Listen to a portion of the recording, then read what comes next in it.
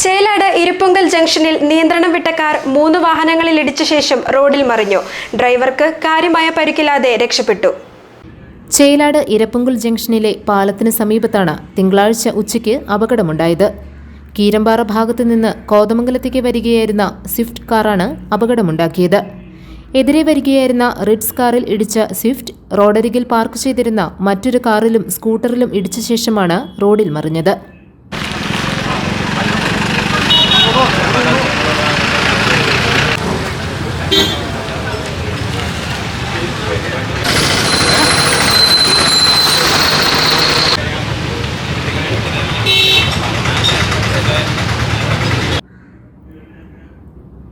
Driver മാത്രമേ കാറിലുണ്ടായിരുന്നുള്ളൂ.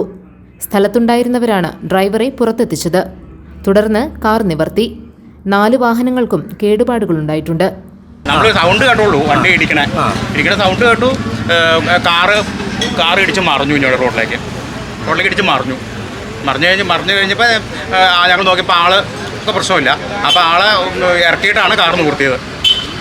അപ്പോൾ ഈ കാർ വന്ന് മുട്ടിയിട്ടാണ് ഈ ബൈക്കിലേക്കും ഇത് സംഭവിച്ചേക്കണം.